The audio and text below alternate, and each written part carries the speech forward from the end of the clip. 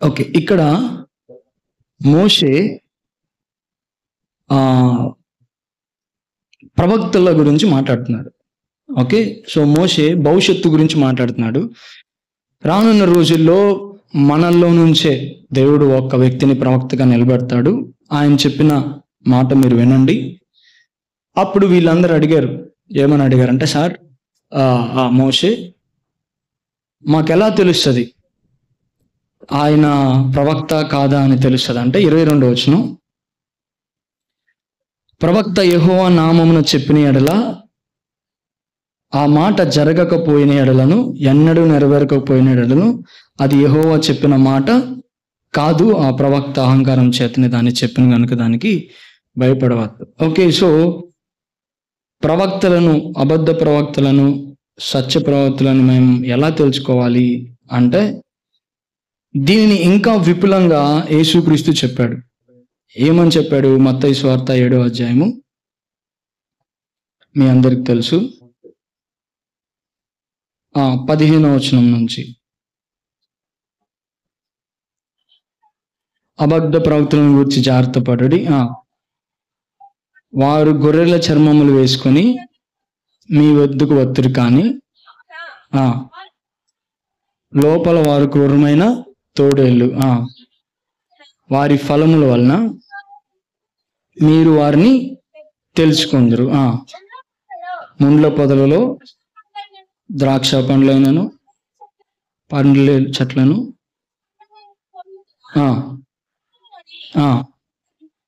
ప్రతి మంచి చెట్టు మంచి ఫలములు ఫలించును, పనికి మాలిన చెట్టు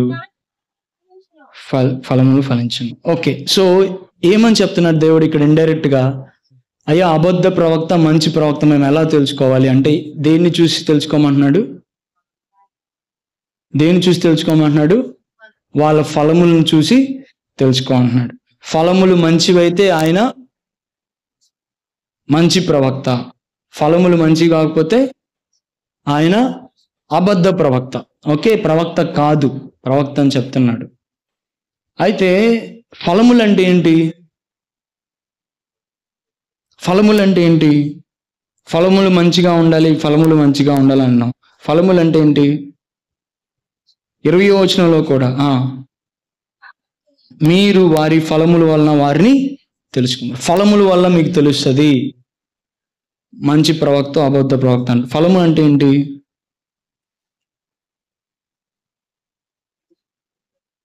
ఫలము అంటే ఏంటి? సరే, కింద చూడండి 23వ వచనం.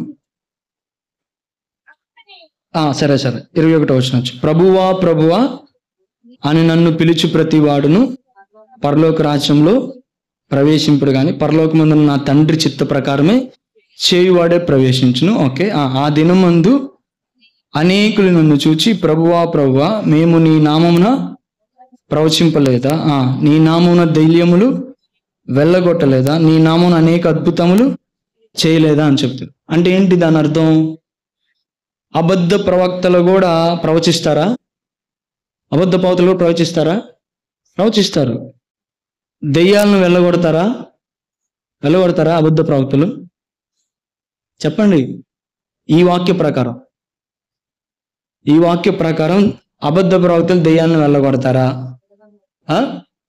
ఖచ్చితంగా వెళ్ళగొడతారు. అబద్ధ ప్రవక్తలు కూడా దెయ్యాల్ని వెళ్ళగొడతారు. అది పెద్ద విషయం కాదు. అది కరెక్ట్ ప్రవక్త అయినా వెళ్ళగొడతాడు, అబద్ధ ప్రవక్తలైనా వెళ్ళగొడతారు. వాక్యం అంతే ఉందా లేదా? ఇంకా నీ నామమున అనేక అద్భుతములు చేయలేదా? అద్భుతాలు చేస్తారా? అబద్ధ ప్రవక్తలు కూడా చేస్తారా? స్వస్థతలు చేస్తారా? చేయరా? కరెక్ట్గా చెప్పండి. ఖచ్చితంగా చేస్తారు. అబద్ధ ప్రవక్తలు కూడా అద్భుతాలు చేస్తారు. అబద్ధ ప్రవక్తలు కూడా దెయ్యాల్ని వెళ్ళగొడతారు. అబద్ధ ప్రవక్తలు కూడా ఇంకా ఏంటంటే ఎవరి నామాన్ని చేస్తారంట? యేసుక్రీస్తునే చెప్తున్నారు. ఏమని చెప్తున్నారు? నీ నామమున ప్రవచింపలేదా అంటే ఎవరి నామాన్ని చేస్తారు? యేసుక్రీస్తు నామానే చేస్తారు. ప్రవచన ఎవరి నామాన్ని చేస్తారు? యేసుక్రీస్తు నామాన్నే చేస్తారు. దెయ్యాలని ఎవరి నామాన్ని వెళ్ళగొడతారు? ఎవరెవరో నామంలో కాదు, యేసుక్రీస్తు నామంలోనే వెళ్ళగొడతారు. అద్భుతాలు స్వస్థతలు ఎవరి నామంలో చేస్తారు?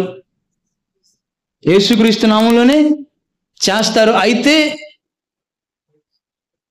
వాళ్ళలో వాళ్ళు అబద్ధ ప్రవక్తలు కూడా అయి ఉండొచ్చు. ఏంటంటే పరిస్థితి, వాళ్ళు కూడా పరలోకం వెళ్ళట్లేదు, వాళ్ళు కూడా పరలోకం వెళ్ళడం లేదు. అంతే కదా. ఏమంటున్నారు ఇక్కడ? ఆ దినమున అనేకులు నన్ను చూచి ప్రభువా ప్రభువా నీ నామమున ప్రవచింపలేదా, నీ నామం దెయ్యములు వెళ్ళగొట్టలేదా, నీ నామం అనేక అద్భుతములు చేయలేదా అంటే వీళ్ళు పరలోకం వెళ్ళలేదు. ఎందుకు వెళ్ళలేదు చెప్పండి? ఎందుకు వెళ్ళలేదు? యేసుక్రీస్తు ఏమని చెప్పాడు? అబద్ధ ప్రవక్తలను ఎలా తెలుసుకోవాలంట? దెయ్యాలు వెళ్ళగొడతారా లేదా దాన్ని బట్టి తెలుసుకోవాలన్నాడా? ఎవరైనా వెళ్ళగొడతారంట. అద్భుతాలు ఎవరు చేస్తారో దాన్ని బట్టి అన్నాడా? జాగ్రత్త, వాక్యం తెలుసుకోవాలి.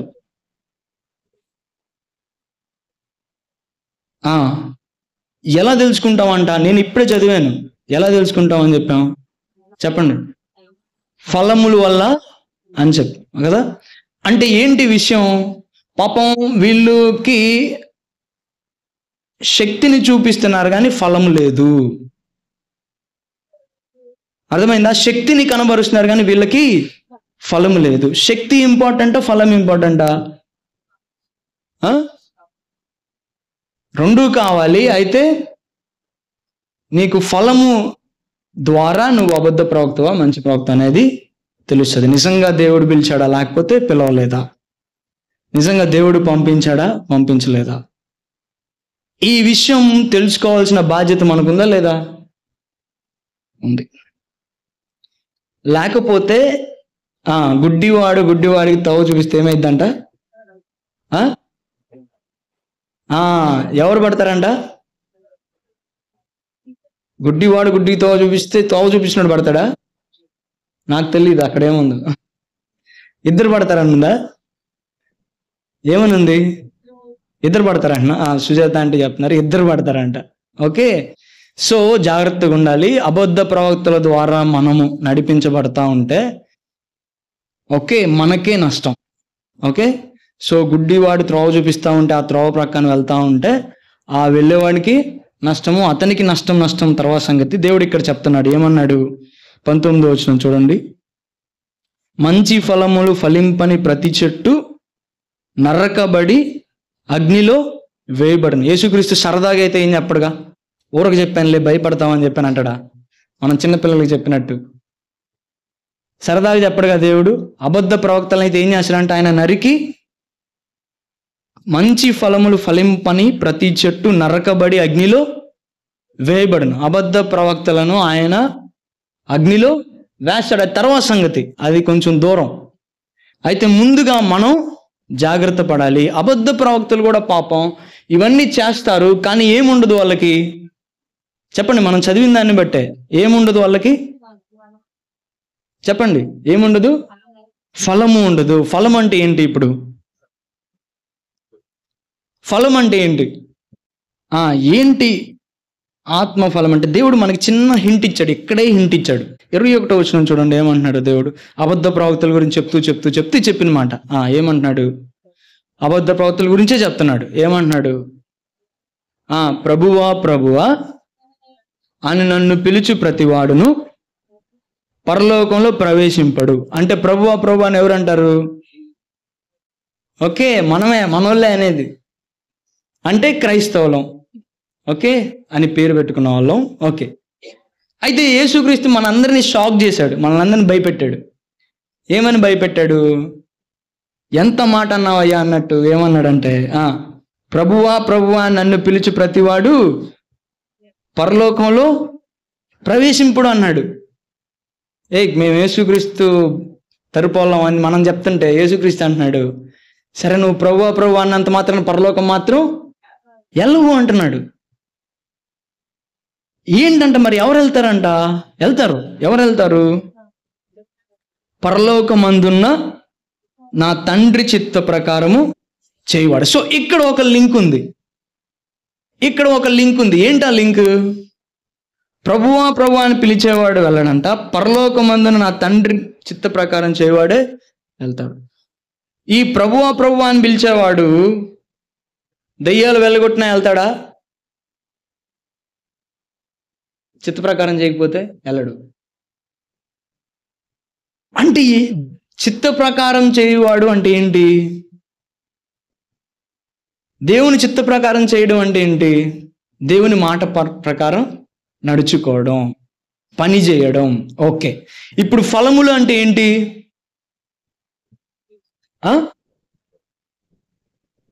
ఫలములు అంటే ఏంటి?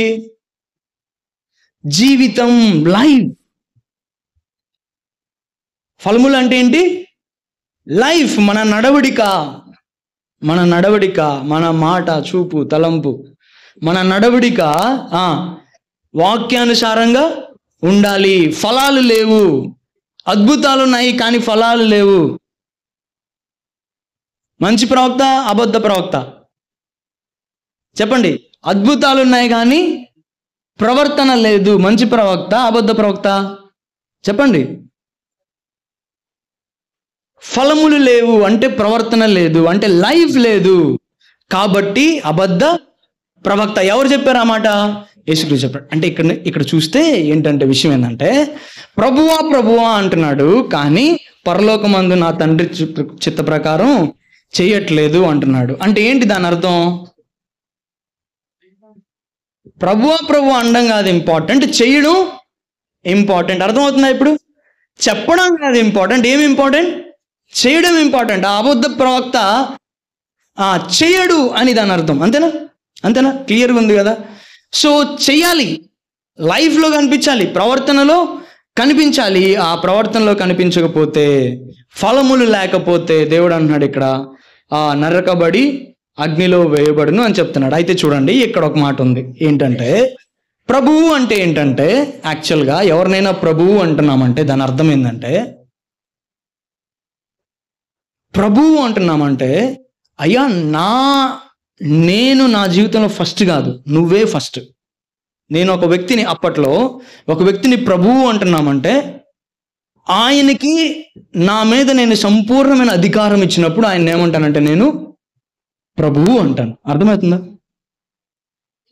అయ్యా నువ్వు చెప్పింది నేను చేస్తాను. ప్రతి ఒక్కరిని ప్రభువు అనరు. ప్రభువు అని ఎవరిని అంటారు? ఎవరిని అనేవాళ్ళు అంటే అప్పట్లో రాజులు అనేవాళ్ళు. అయ్యా రాజుగారు మీరు చెప్పిందే నేను చేస్తాను, మీరు అనుకున్నదే నా జీవితంలో జరుగుతుంది, మీరు ఎటు వెళ్ళమంటే అటు వెళ్తాను, మీరు ఎక్కడ కూర్చోమంటే అక్కడ కూర్చుంటాను, మీరు ఎక్కడికి ఏది చెయ్యమంటే అది నేను చేస్తాను అన్న వ్యక్తిని మనం ఏమంటాం అంటే ప్రభువు అంటాం. ఇప్పుడు చూడండి, వీళ్ళు యేసుక్రీస్తుని ఏమంటున్నారు? యేసుక్రీస్తుని ప్రభువు అంటున్నారు. అవునా? చాలా మంచిది. మనోళ్ళు యేసుక్రీస్తుని ప్రభువు అంటున్నారు. అయితే వీళ్ళ లైఫ్లో యేసుక్రీస్తు ప్రభువు కాదు. వీళ్ళ లైఫ్లో యేసుక్రీస్తు ప్రభువు కాదు. వీళ్ళ లైఫ్లో తండ్రి ప్రభువు కాదు. వీళ్ళ లైఫ్లో వీళ్ళు ఇష్టం వచ్చినట్టు వీళ్ళు బతుకుతారు. వీళ్ళు ఇష్టం వచ్చిన దగ్గరికి వెళ్తారు, వీళ్ళు ఇష్టం వచ్చింది చూస్తారు, వీళ్ళు ఇష్టం వచ్చింది వీళ్ళు చేస్తారు. ప్రభువు అంటారు కానీ ఆయన అడగరు. అయ్యా ఇక్కడికి వెళ్ళమంటావా అని అడగరు. అయ్యా ఇది చేయమంటావా అని అడగరు. ఇది చూడమంటావా అని అడగరు. కానీ వీళ్ళు ఏమంటారు? ప్రభువు అంటారు. ప్రభువు అంటారు కానీ దేవునికి ప్రభుత్వాన్ని ఇవ్వరు. అక్కడికి మాత్రం వెళ్ళమనద్దు, అది మాత్రం చేయమనద్దు. నువ్వు ఏదైనా చెప్పు, అది మాత్రం చేయమనద్దు. అంటే ఏంటి? మనం ప్రభుత్వం ఇచ్చినట్ట దేవునికి? ప్రభుత్వం ఇచ్చినట్ట దేవునికి? నేను ఏదైనా చూడొద్దంటే చూడండి, అది మాత్రం చూడొద్దని చెప్పొద్దు అంటే దేవునికి మనం ప్రభుత్వం ఇచ్చినట్ట కదా? ఓకే. ఇంకా అసలు దేవుని అడగకపోతే, అడగకుండా అన్ని చేస్తూ ఉంటే దేవునికి ప్రభుత్వం ఇచ్చినట్ట? చెప్పండి. దేవునికి అధికారం మనం ఇచ్చినట్ట, ఇయ్యనట్ట? ఇవ్వనట్టు కదా. ఒకవేళ మనం అధికారం ఇస్తే ఏం చేస్తాం? దేవుణ్ణి అడిగి చేస్తాం, అంతే కదా. నిజంగా అధికారం ఇస్తే మనం ఏం చేస్తాం? అయ్యా ఇక్కడికి వెళ్ళనా, ఇది చేయనా, ఇది చూడనా, ఈ జాబ్ తీసుకోనా, ప్రతి విషయంలో ఆయన అనుమతికి మనము అవకాశం ఇస్తాం. అది ప్రభుత్వం ఇవ్వడం. ప్రభువు అనే మాటకి చాలా లోతైన అర్థం ఉందండి. ప్రభువు అనే మాటకి చాలా లోతైన అర్థం ఉంది. ప్రభువు అంటే, అయ్యా నా మీద ప్రభుత్వం చేసేది నువ్వే. అంటే నా జీవితంలో నా చిత్తం కాదు జరిగేది, నేను అనుకున్నది కాదు, నాకు ఇష్టమైంది కాదు, నాకు బాగా అనిపించింది కాదు, నీకు ఇష్టమైంది. ఎందుకంటే నువ్వు ప్రభువువి, నీ చిత్తం జరగాలి, నీ కోరికలు నా జీవితంలో జరగాలి. అప్పుడు మనము దేవుణ్ణి ఏమంటాం? ప్రభువు అంటాం. అయితే ఇక్కడ ఏంటంటే వీళ్ళ ప్రాబ్లం, వీళ్ళు ప్రభువా ప్రభువా అంటున్నారు కానీ దేవునికి ప్రభుత్వాన్ని ఇవ్వలేదు. బహుశా దేవుడు చెప్పాడేమో, అయ్యా పలానా దగ్గరికి వెళ్ళొద్దు అని చెప్పాడేమో, నాకు వెళ్ళాలనిపిస్తుంది అని వెళ్ళాడేమో. పలాంది చెయ్యొద్దు అని చెప్తే, నాకు చేయాలనిపిస్తుంది, నీకు అది ఇష్టం లేకపోతే ఏమో నేను చేస్తాను అని చెప్పాడు. ప్రభువు అన్నాడు కానీ దేవుని ప్రభుత్వానికి అవకాశం ఇవ్వలేదు.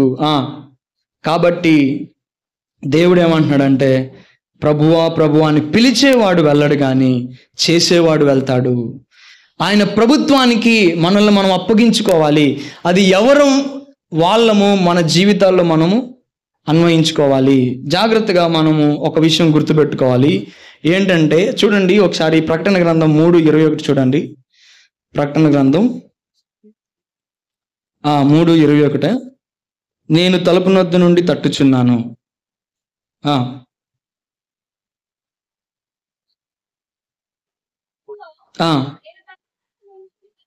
ఇదిగో నేను తలుపు నొద్ద నుండి తట్టుచున్నాను.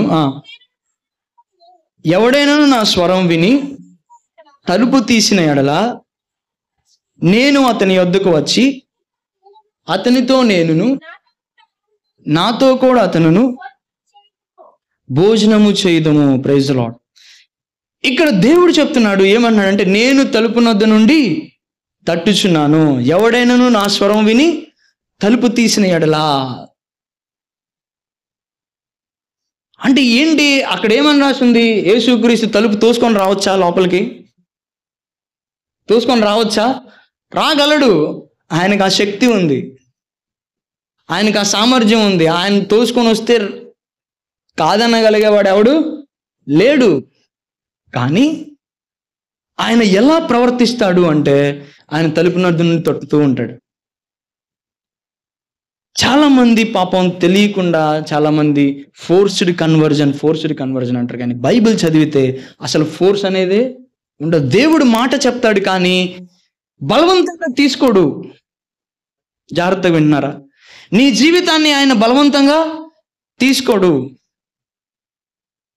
ఆయనకి నువ్వు అధికారం ఇస్తేనే ఆయన వస్తాడు. అంటే ఏంటి తెలుసా దీని అర్థం? ఒక అబ్బాయి ఒక పెద్ద మనిషిని ఇంటికి పిలిచాడంట. ఇంటికి పిలిచాడంట. వాళ్ళది 10 రూమ్లు అయితే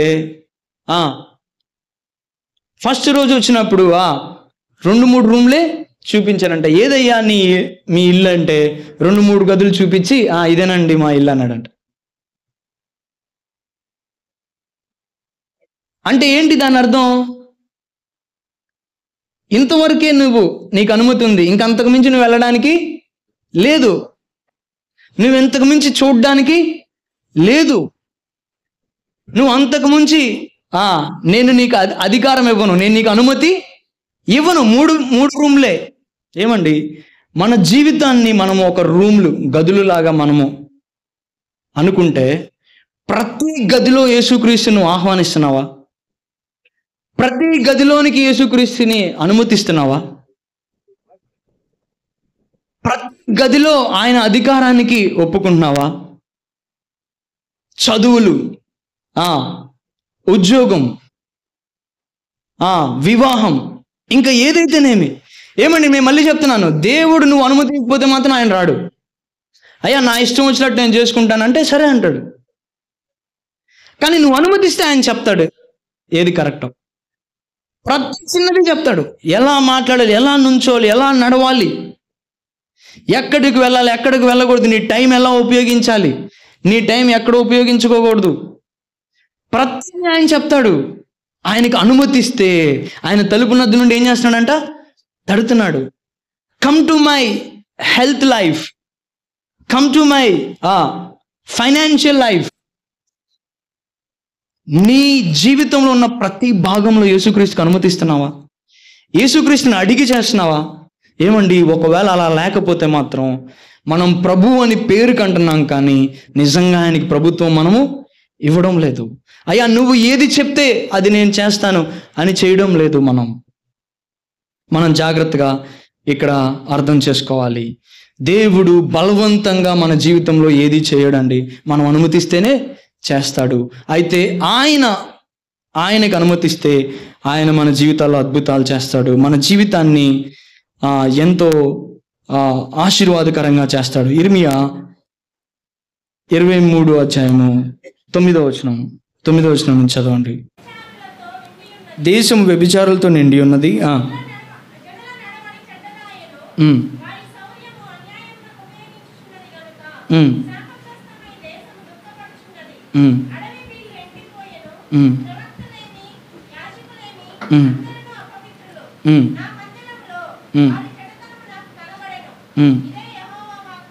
పదహారవ వచనం రండి.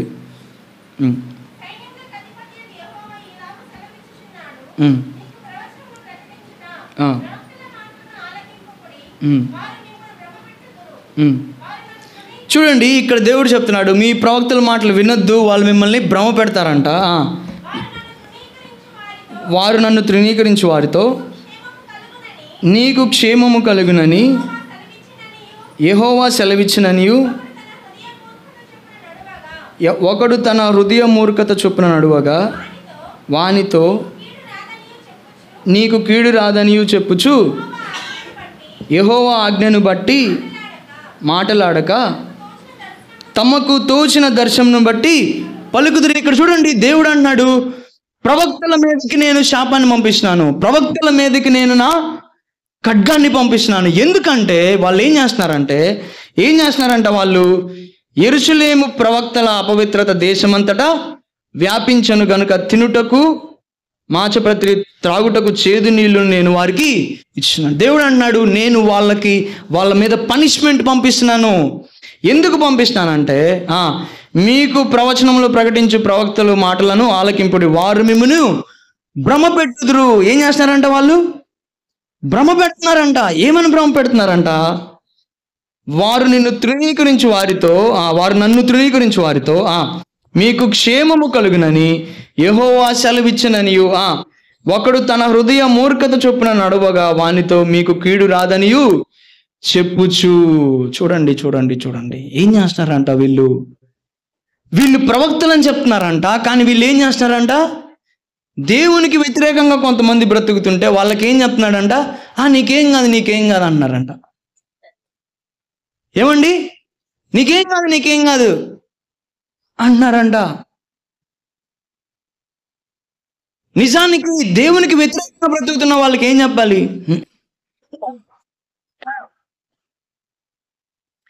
దేవునికి వ్యతిరేకంగా బ్రతకడం మంచిది కాదు అని చెప్పాలి కదా. అయితే అలా చెప్పడం లేదంట. ఏం చెప్తున్నారంట, నీకు మంచి జరిగితే ఏం కాదు అని చెప్తున్నారంట. ఏం చెప్తున్నారంట, ఇంకా మిమ్మల్ని భ్రమ పెడుతున్నారంట. ఇంకా ఏమంటున్నారంటే, ఇంకా చాలా పెద్ద మాట ఏంటంటే, యెహోవా సెలవిచ్చానని చెప్తున్నారంట. నా దేవుడు చెప్పాడు అంటున్నారంట. నీకేం కాదు అక్క, నీకు ఏం కాదు, నువ్వు తప్పులు చేస్తున్నా కానీ నీకు అసలు ఏం కాదు. ఎవరు చెప్పారంటే, నాకు దేవుడు చెప్పాడు. ఇంకా ఏం చెప్తున్నారంట, చూడండి, ఇంకా ఏం చేస్తున్నా, ఒకడు తన హృదయ మూర్ఖత చొప్పున నడువగా వానితో నీకు కీడు రాదనియు చెప్పుచున్నాడు. ఇష్టం వచ్చినట్టు బ్రతుకుతుంటే, అపవిత్రంగా బ్రతుకుతుంటే, దేవుని భయం లేకుండా బ్రతుకుతుంటే వాళ్ళతో ఏం చెప్తున్నాడంట, వాళ్ళతో ఏం చెప్తున్నాడంట, అన్న ఏం కాదు, మీకు కీడు రాదు అని చెప్తున్నాడంట. తప్పు కదా. అబద్ధ ప్రవక్తల గురించి ఇక్కడ చెప్తున్నాడు. అయితే లాస్ట్ దినాల్లో అంట కొంతమంది ఇట్లాంటి వాళ్ళ దగ్గరికి ఎత్తుక్కుంటూ వెళ్తారంట. ఉందా? తిమోతి పత్రికలో ఉంది, మీ అందరికీ తెలుసు, చెప్పాల్సిన అవసరం లేదు. మనం ఎట్ట బతికినా కానీ మనము అంత క్షేమం జరిగిద్ది అని చెప్పేవాడు ఎవడు ఉంటే చూడు, వాడు చెప్పా ఆశ్చర్యవాడు కదా, నీకేం కీడు రాదు, నువ్వు ఎట్టబడితే అట్ట బతుకు, నీకేమీ కీడు రాదు అని చెప్పేవాడు ఎవడున్నాడు, ఎత్తుకు అని అక్కడికి వెళ్తారంట. దేవుడు చెప్తున్నాడు, వాళ్ళ మీద నా ఉగ్రత వస్తుంది, వాళ్ళ మీద నా శాపం వస్తుంది.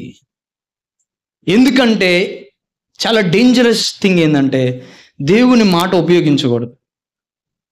నాకు అనిపిస్తుందని చెప్పినా కానీ ఒక మాట కానీ చాలా జాగ్రత్తగా ఉండాలి. నాకు దేవుడు చెప్పాడు అంటారు కొంతమంది, కూడా తొందరగా అనేస్తూ ఉంటారు. జాగ్రత్తగా ఉండాలి. నాకు చాలాసార్లు షూరిటీ ఉన్నా కానీ నేను ఆ మాట వాడడానికి చాలా భయపడతాను. ఏదో నేర్పించే ఉంటే చెప్తా ఉంటాను దగ్గర ఉన్న వాళ్ళకి, అరే నేను దేవుణ్ణి అడిగినప్పుడు ఇలా దేవుడు నాతో చెప్పాడు అది ఇదని చెప్తాను. కానీ వేరే వాళ్ళకి డైరెక్షన్ ఇచ్చేటప్పుడు మాత్రం నేను చాలా భయపడతాను.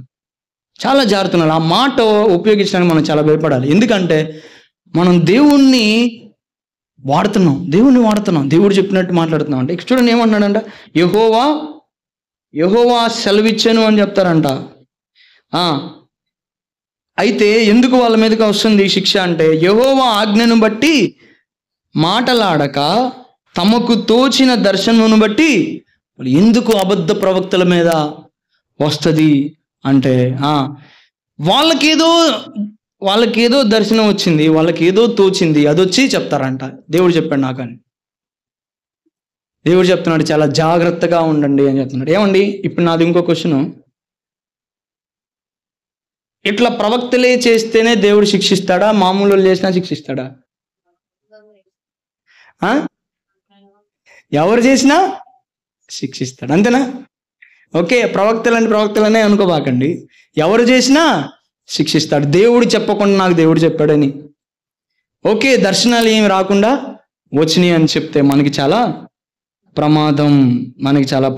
ఏమండి మీకు తెలుసా, ఇజ్రాయేలీలకి ప్రమాదం జరుగుతుంది. మీకు చరిత్ర తెలిస్తే ఇజ్రాయేలీలకి ప్రమాదం జరుగుతుంది. ఏం జరుగుతుంది తెలుసా? ఏం జరుగుతుంది అంటే, ఇజ్రాయేలీలు దేవునికి అవిధేయతతో బ్రతుకుతున్నప్పుడు ఇర్మియా ప్రవక్త వచ్చి దేవునికి అవిధేయతతో బ్రతుకుతున్నారు, మీరు మార్చుకోకపోతే దేవుడు మీ మీదకి నెబుకద్నెజరుని పంపిస్తాడు, లేకపోతే వేరే దేశపు రాజును పంపిస్తాడు, మీరు నష్టపోతారు అని చెప్తే వీళ్ళు ఏం చేశారంటే, అరే దేవునికి ఇష్టం లేకుండా మనం బ్రతుకుతున్నాం, మనము క్షమాపణ అడుగుదాం, దేవుని దగ్గరికి వద్దాం, ఆయనకి ఇష్టం లేనివి మానేద్దాం అని దేవుని దగ్గరికి రాకపోగా అబద్ధ ప్రవక్తల్ని తయారు చేసుకున్నారు రాజులు. అబద్ధ ప్రవక్తల్ని తయారు చేసుకొని నువ్వు చెప్పు అన్నారు. నువ్వు చెప్పు అనగానే ఆ అబద్ధ ప్రవక్తలు ఏం చేశారు? మీకు ఇదంతా బైబిల్లో ఉంది, తర్వాత ఓపికగా ఉంటే చదువుకోండి, ఇదంతా బైబిల్లో ఉంది, ఇర్మియా గ్రంథంలో ఉంది. అబద్ధ ప్రవక్తలు ఏం చేశారు? అబ్బే ఏం కాదండి, మన రాజ్యానికి ఏమైద్ది, భలే వాళ్ళు, నువ్వు భయంకరమైన రాజు, బీభత్సమైన రాజు, అసలు నిన్ను కొట్టేవాడు, నీకు అసలు ఏం కాదు, దేవుడు మనతోనే ఉన్నాడు, అసలు ఏమి ప్రమాదం జరగదు, అంతా బాగుండిద్ది అని చెప్తాడు. దేవుడు ఒక తన ప్రవక్తతో చెప్తా ఉంటే, అయ్యా మీరు మారండి, మారకపోతే మాత్రం మీ మీదకి దేవుని శిక్ష వస్తుందని చెప్తా ఉంటే, కొంతమంది అబద్ధ ప్రవక్తలు ఏం చేశారంటే అబ్బే ఏం కాదు, అంతా బాగానే ఉండిద్ది అని చెప్తారు. అంతా బాగానే ఉండిద్ది అంటే ఇంకా దేవుడు ఎంత ప్రేమ కలిగిన వాడంటే ఇర్మియా చేత మళ్ళీ చెప్పిస్తాడు. ఏం చెప్పిస్తాడంటే, ఖచ్చితంగా రాజు వస్తాడు, చాలా మందిని చంపుతాడు, కనీసం ఇజ్రాయేలీలకు చెప్పు, తిరగబడకుండా ఆయనకి సరెండర్ అవ్వమని చెప్పు అని చెప్తాడు. సెకండ్ స్టెప్, ఖచ్చితంగా రాజు వస్తాడు, అటాక్ చేస్తాడు, తిరగబడకుండా సరెండర్ అవ్వమని చెప్పంటే అప్పుడు ప్రవక్తలు వచ్చి ఏం చెప్తారు? అబ్బే మనకేమైద్ది, మనకేం కాదు, మన రాజు గొప్పోడైతే మనకేం కాదని అబద్ధ ప్రవక్తలు చెప్తారండి. అయితే ఇంకా 2 అడుగులు ముందుకు వెళ్తూ నిజంగా దేవుని పక్షాన వాక్యం చెప్పిన వ్యక్తిని జైల్లో వేసి ఇర్మియాని అబద్ధ ప్రవక్తలకి రివార్డులు ఇస్తే ఏమవుతుంది? చరిత్ర ఏం చెప్తుంది? నెబుకద్నెజరు వచ్చి రాజుని పట్టుకొని వెళ్ళి ఎంతో మందిని చంపి ఇజ్రాయేలుని బానిసలుగా తీసుకొని వెళ్తాడు. దేవుని వాక్యం చెప్తున్న వ్యక్తిని, దేవుని భయం గురించి చెప్తున్న వ్యక్తి మీద తిరగబడేటట్టు చేసి రాజ్యము దేవుని ఉగ్రతకు, దేవుని పనిష్మెంట్కి. అదే కానుక ఊరక జరగలేదు. కానీ ఇర్మియా మాట వినుంటే, ఇర్మియా చెప్పిన మాట వినుంటే, కనీసం ఫస్ట్ స్టెప్లో వినకపోయినా సెకండ్ స్టెప్లో అయ్యా తిరగబడద్దు, సరెండర్ అవ్వండి అని వినుంటే, దేవుని ప్రేమ మనకి చాలాసార్లు అర్థం కాదు.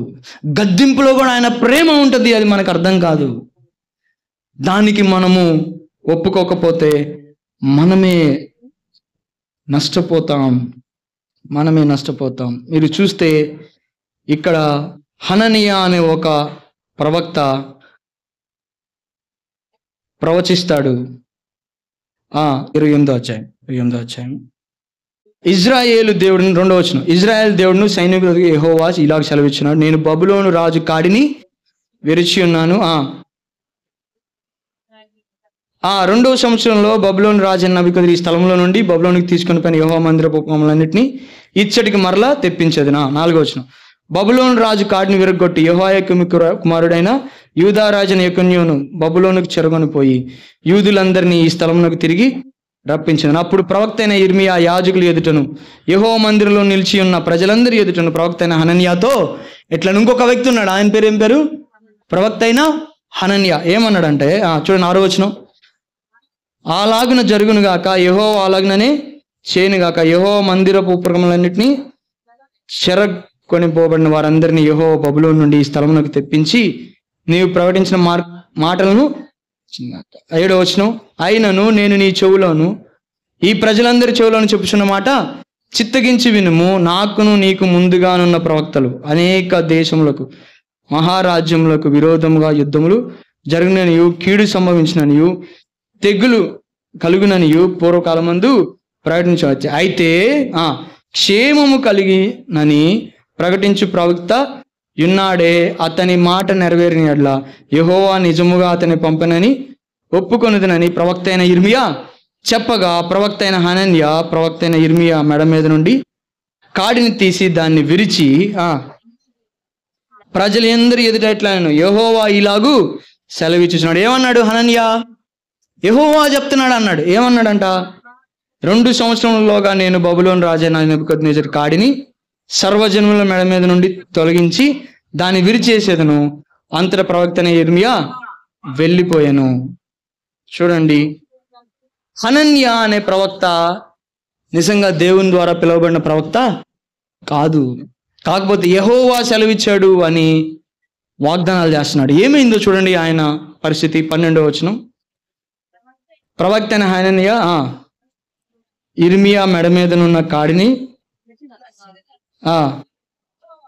ఈలాగు ప్రత్యక్షమై సెలవిచ్చిన. ఏమన్నాడు?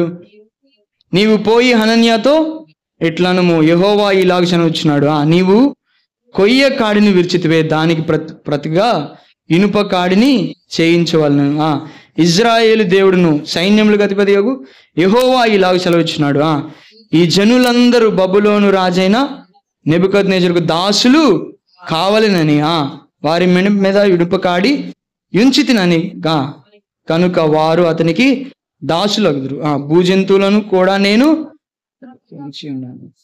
చూడండి దేవుడు చెప్పాడు. అయ్యా హనన్యా చెప్పింది కాదు, మీరు నెబుకద్నెజరుకి బానిసలుగా మీరు ఉంటారు అంటే 15వ వచనం, అంతటా ప్రవక్త అయిన ఇర్మియా ప్రవక్త అయిన హనన్యాతో ఎట్లా నేను ఏమన్నాడు? హనన్యా వినుము, యెహోవా నిన్ను పంపలేదు, ఈ ప్రజలను అబద్ధమును ఆశ్రయింపజేయుచున్నావా. హనన్యా దేవుడు నీతో చెప్పలేదు, కానీ దేవుడు నాకు చెప్పాడు అని చెప్తున్నావు.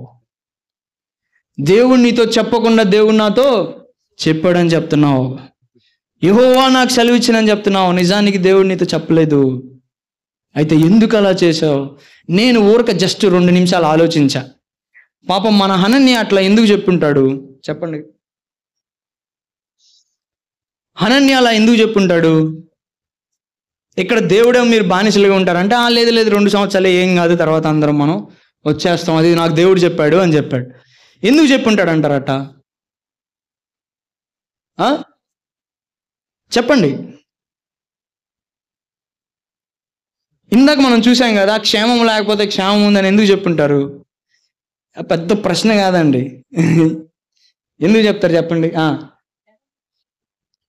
ఎందుకు చెప్పండి. రాజుగారు మెచ్చుకుంటాడని, అంతే కదా. అయ్యా రాజుగారు నీ మీద అటాక్ జరిగిద్ది, నిన్ను తీసుకొని వెళ్ళిపోతారని చెప్తే రాజుగారు సంతోషపడతాడా? అయ్యా నువ్వు దేవునికి ఇష్టం లేకుండా బ్రతుకుతున్నావు కాబట్టి నీ మీద అటాక్ జరుగుతుంది అంటే రాజుగారు ఇష్టపడతారా? ఇష్టపడరు కదా. It's an obvious thing. అంటే ఏంటి, నేను కొంచెం లోపలికి వెళ్ళాను. కొంచెం లోపలికి వెళ్తే నేను మొన్న సౌలు గురించి చెప్పాను. సౌలుకి ఎందుకు పడ్డాడు? ఏమన్నాడు? ఏందయ్యా అన్నిటిని చంపమంటే కొన్నిటి నుంచే ఏందయ్యా అంటే ప్రజలు ఉంచమన్నారు అన్నాడు కదా. తర్వాత సమూహకు బలి ఇవ్వాలైతే సౌలు బలిస్తాడు. అప్పుడు ఏందయ్యా బలిచ్చావంటే ప్రజలు వెళ్ళిపోతున్నారు అంటాడు. ఏమండి జాగ్రత్తగా వినండి. ఆ రోజు నేను చెప్పాను, సౌలు దృష్టి దేవుని మీద కంటే ఎవరి మీద ఉంది? ఎవరి మీద ఉంది? దేవుని మీద కంటే ఎవరి మీద ఉంది? ప్రజల మీద ఉంది. ప్రజలు వెళ్ళిపోతున్నారు అంటున్నాడు, లేట్ అయిపోతుంది అంటున్నాడు. నిన్ను ఆడ కూర్చోబెట్టింది ప్రజలా దేవుడా? దేవుడు. అదే కదా మనం చూసుకుంది మొన్న. ప్రజలకు భయపడి. ఇక్కడ కూడా చూడండి, ఈ అబద్ధ ప్రవక్తలు కూడా అట్లా ఎందుకు చెప్తారు తెలుసా? భయం వేసి, లేకపోతే ఏదో ఆశించి, అరే మంచి మాటలు చెప్తే అబ్బా మంచిగా చెప్పావయ్యా, అమ్మా థ్యాంక్స్ అయ్యా అన్నా, నువ్వు ఎట్ట బతికినా నీకేం కాదన్నా, దేవుడు నిన్ను కాపాడుతాడు, ఏం కాదంటే అబ్బా చాలా థ్యాంక్స్,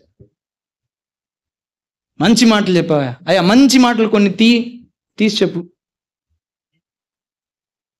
ఒక రాజు కూడా అట్లాంటి రాజు ఉన్నాడు. మనం యెహోషాపాతు అంటాడు, మనం దేవుని చిత్తాన్ని అడుగుదాము, ప్రవక్తను కలుద్దామంటే అబ్బాయి ఆ ప్రవక్త దగ్గరికి వెళ్ళొద్దు, వాడు ఎప్పుడు నాకు వ్యతిరేకంగా చెప్తాడంటాడు.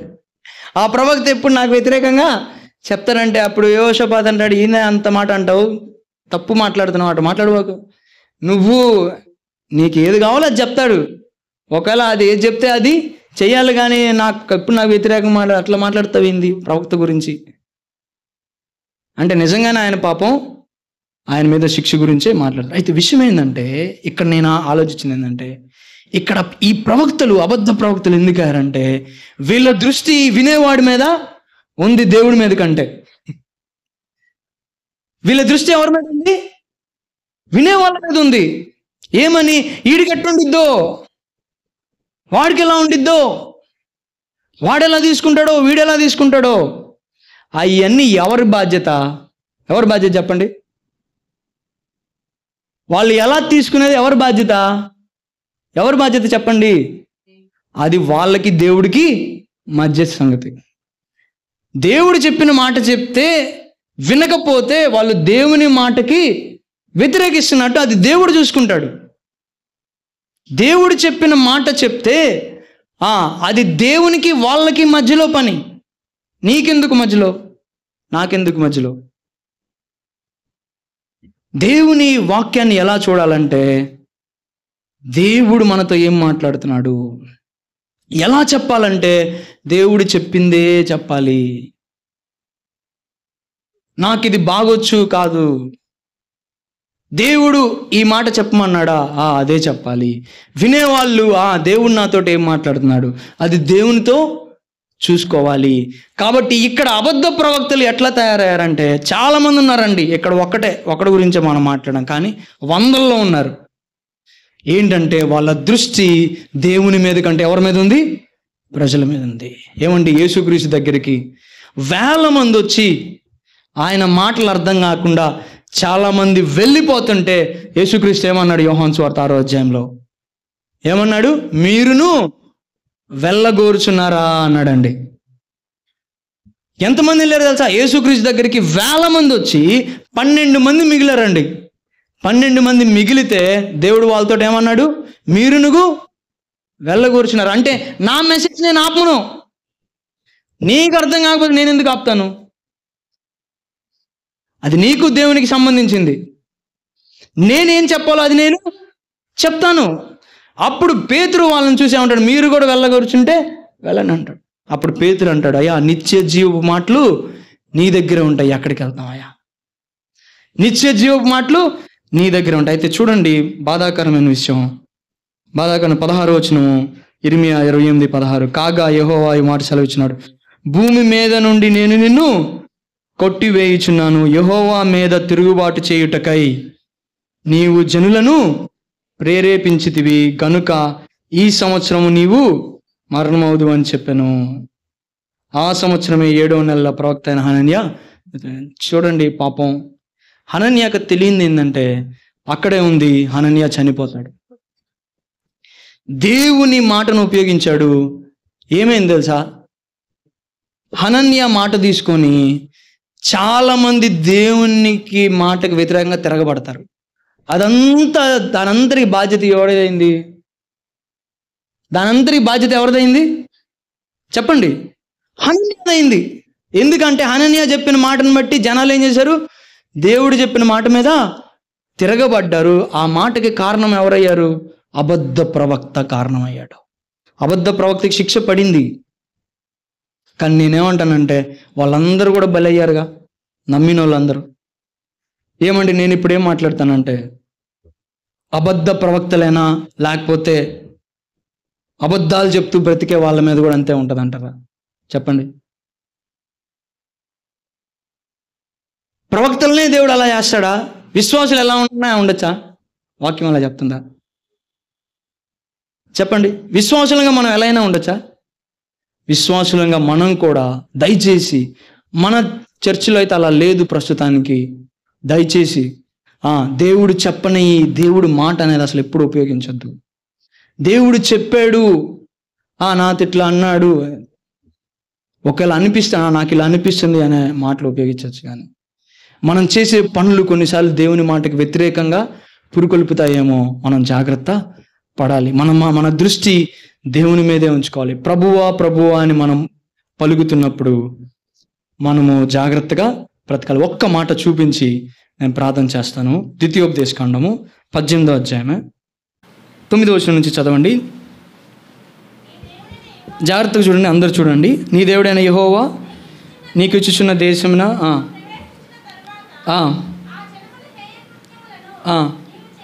చూడండి, ఆ జనముల హేయ కృత్యమును నీవు చేయ నేర్చుకోండి. అంటే దేవుడు ఇజ్రాయేలుకి చెప్తున్నాడు, మీరు కానాన్ దేశం సైడ్ వెళ్తారు, అక్కడ వాళ్ళు చాలా పనులు చేస్తూ ఉంటారు, జాగ్రత్తగా వినండి, అవన్నీ మనం చేయడానికి లేదు అని చెప్తున్నాడు దేవుడు చాలా క్లియర్గా. వాళ్ళు చేసే మీరు పలానా దేశానికి వెళ్తారు, ఏదో ఊరికి వెళ్తారు, ఎక్కడికి వెళ్తారు, అక్కడ వాళ్ళు చేసేవన్నీ మీరు పాటించకూడదు అని చెప్తున్నాడు దేవుడు. చాలామందికి ఇక్కడ దాకా సరిపోదు. అరే దేవుడు చెప్పాడు కదా మనం చేయకూడదు అనేది చాలామందికి సరిపోదు, ఇంకొంచెం ముందు కావాలి. చెప్పండి. 10వ వచనం. తన కుమారునైనను తమ కుమార్తెనైనను అగ్నిగుండము దాటించువాడినైనను శకునము చెప్పు సోదెగానినైనను మేఘ శకునములను కానీ సర్ప శకునములు కానీ చెప్పివానినైనను శిల్లంగి వానినైనను మాంత్రికునైనను ఇంద్రజాలకునైనను కర్ణ పిశాచిని అడుగువానినైనను దెయ్యముల యొద్ద విచారణ చేయువానినైను మీ మధ్య ఉండనీయకూడదు. ఏమండి, ఇవన్నీ విశ్వాసులు చేయొచ్చా? చెయ్యకూడదు. మళ్ళీ జాగ్రత్తగా వినండి. ఈ సోదె చెప్పించుకోవడాలు అప్పుడేదో తెలియని టైంలో జరిగినాయి. ఓకే, వేరే వాళ్ళ దగ్గర శకునాలు చెప్పించుకోవడాలు, మాంత్రికుల దగ్గరికి వెళ్ళడాలు, కర్ణపిశాచుల దగ్గరికి వెళ్ళడాలు, దెయ్యాల దగ్గర విచారణ చేయించుకోవడాలు, ఇవి మనము చెయ్యకూడదు చెయ్యకూడదు చెయ్యకూడదు. తెలియకపోతే జాగ్రత్త పడండి. దేవుని వాక్యం చాలా క్లియర్గా చెప్తుంది. చెయ్యకూడదు, దేవుడు చెప్పాడు చేయకూడదని.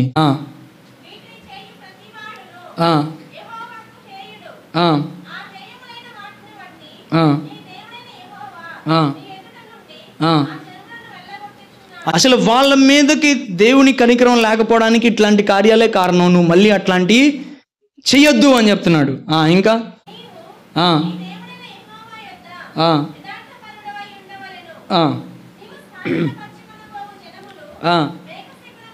మేఘ శకునములను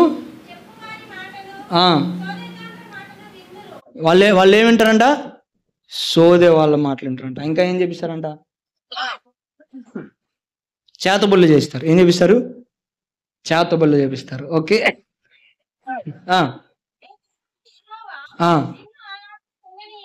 చూడండి ఎంత బాగుంది మాట. నీ దేవుడైన యెహోవా నిన్ను అలాగూ ప్రభువా ప్రభువా అనడం కాదండి. ప్రభువా ప్రభువా అనడం కాదు, కానీ ప్రభు ఏం చెప్పాడో అది మన జీవితంలో జరగాలి. దేవుడు చెప్పాడు నువ్వు చేయడానికి లేదు అని చెప్పాడు, మనం చేయకూడదు అంతే. విగ్రహారాధనకి సంబంధించినవి కానీ ఇట్లాంటివి అన్నీ వీటిలో మాత్రం మనం పార్టిసిపేట్ చేయకూడదు. ఓకే, చూడండి. అయితే చూడండి, ఇక్కడ లేని మాట నేను చెప్తున్నాను. ఒక పెద్ద దైవజనుడు, ఆయన చనిపోయాడు. ఆయన చెప్పిన మాట చెప్తున్నాను. ఒకవేళ చేశారనుకోండి, ఒకవేళ విన్నారనుకోండి, ఓకే, నిజంగా అంతే జరిగింది మీ జీవితంలో.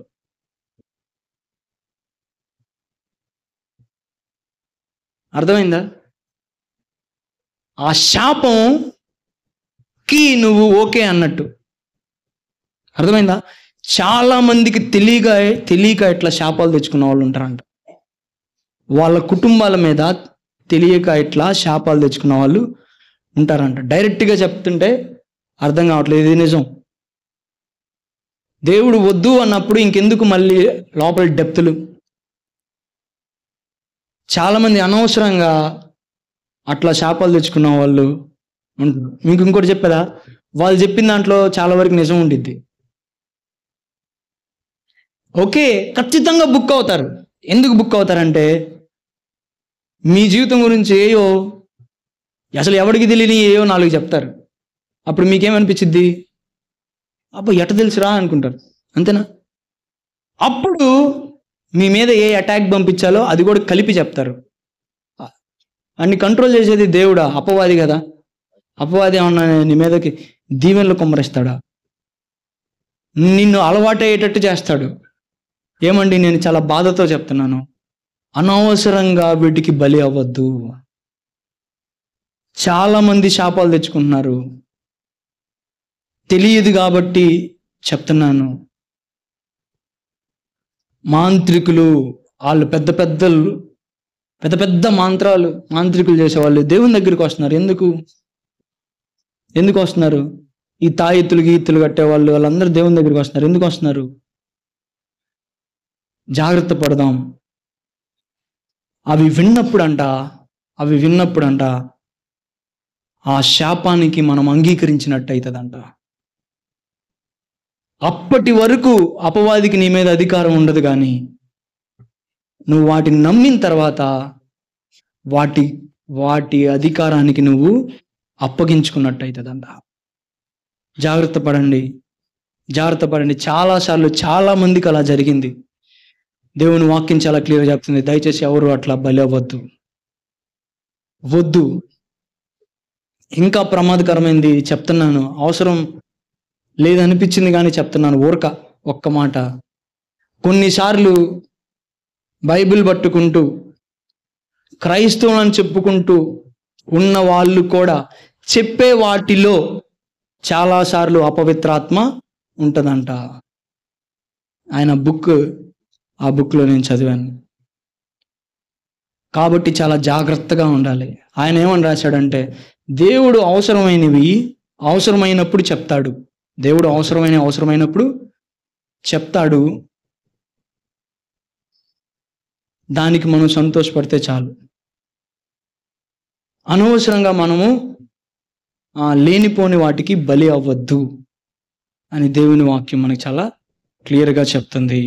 ఓకే, ఇటువంటి శాపాల నుంచి దేవుడు మనల్ని విడిపిస్తాడా అంటే విడిపిస్తాడు. కొంతమంది చెప్తున్నారు యూట్యూబ్లో, యేసుక్రీస్తు శాపాలన్నీ కొట్టేశాడు, ఇప్పుడు నీ మీదకి రాదు.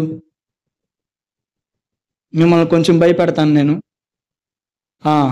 దేవునికి విధేయతగా లేకపోతే, దేవుని రక్తాన్ని మన మీద ప్రోక్షించకుండా ఉంటే, ఏమండి, మీరు విశ్వాస అయినా కానీ దేవుని మాట ప్రకారం ఉండకపోతే, దేవుడి రక్తంలో చాలా పవర్ ఉంది, దేవుని రక్తాన్ని మన మీద ప్రోక్షించుకోకుండా ఉంటే, ఏమండి, మనం కూడా బలి అవడానికి ఛాన్సెస్ ఉన్నాయి. ఇది పెద్ద పెద్ద దైవజనులు చెప్పారు. ప్రార్థన చేసుకుందాం.